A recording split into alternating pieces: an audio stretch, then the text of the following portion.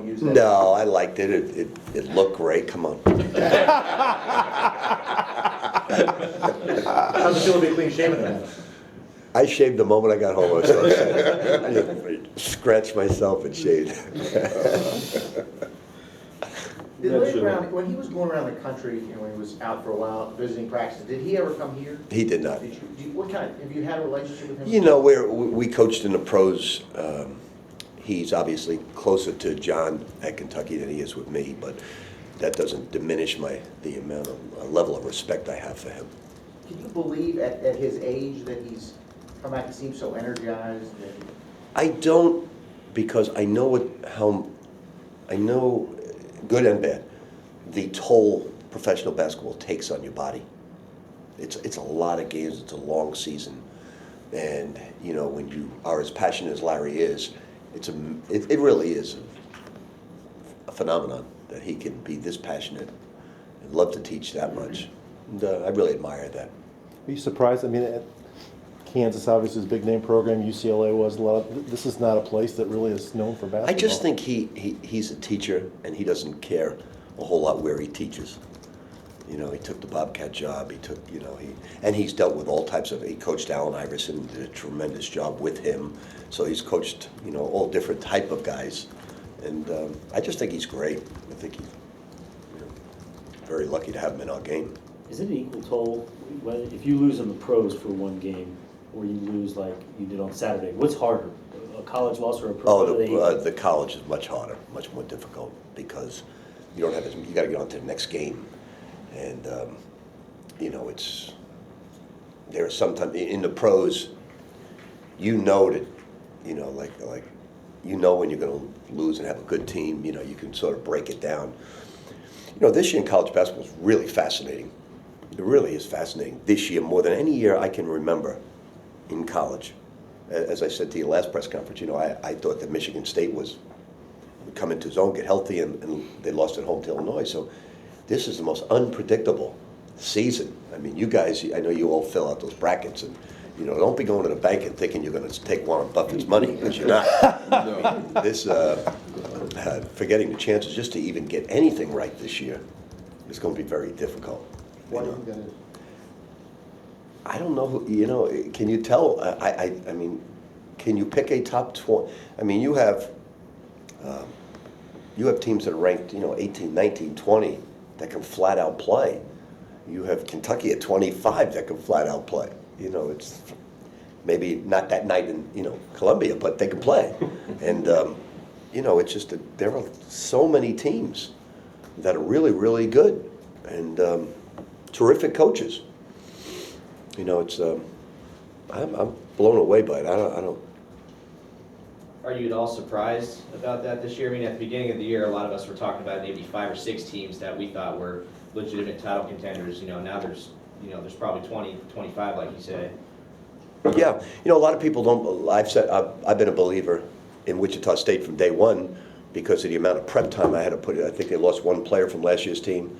And I watched, you know, 9 films, 10 films, getting ready for our game against them. And I was a big believer in Wichita State. I was going into that game. I was really, my stomach was churning because I knew how good they were. And so that doesn't surprise me. Arizona doesn't surprise me. I knew they'd be very good.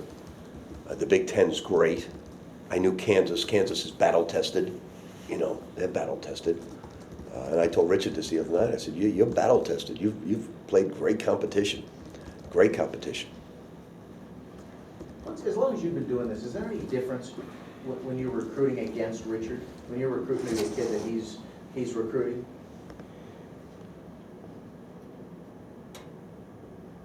In terms of you talking about, As invested as you are in his pro, you want him to do well. If you're going up against him for a, I'll tell him get out. Does it work? Does he listen?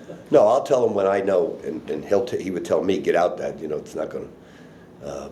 And he hasn't told me that yet. But we would tell each other, you know, get out. You know, or if it's even, have at it. Let's go. You know, it's just that you sort of know and try to help each other. Obviously, he's my son. It's you know, and he's having a tremendous year right now, and And he's doing it against great competition.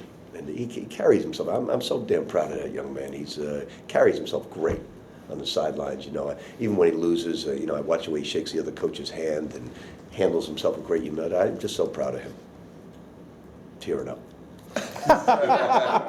They're probably gonna have to win their conference tournament to make it in, but I mean, are you at all or not surprised, but just Who are you talking about? Minnesota, the turnaround that they've had? They got to win that conference tournament I mean, they don't have, I guess they don't have to, but I mean, to make the tournament. You mean? yeah, to make the No. NCAA tournament, yeah.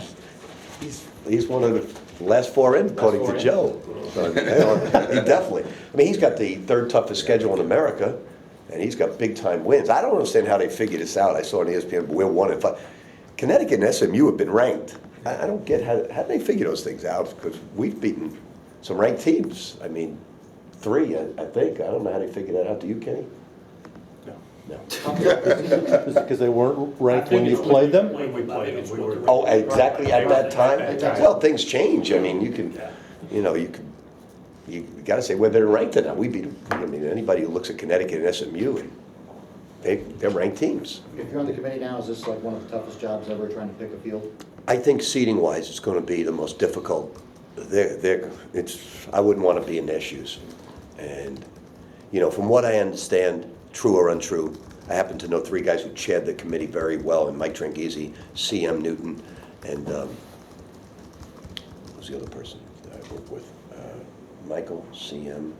Was he, Who? Dave Gavitt, was he? Dave Gavitt, yeah. Dave Gavitt. And they tell me that they sequester themselves away. They watch games, but they do not listen to anybody's opinions. They do not. They take all the data, all the information. I think that's smart. You don't want to be caught up in people's agendas or opinions. Generally, people don't have an agenda, but they have an opinion, and that could drive you crazy and take you out of your, you know, what somebody says is my smell test or my taste test, you know, could be different with somebody else. So they take the, you know, all those BPIs and RPIs and everything, and they crunch them all in there, but this year's going to be very difficult on them. This may sound like a silly question, but how big of a difference is it if you're a 5 seed versus an 8 seed? How crazy a difference is that?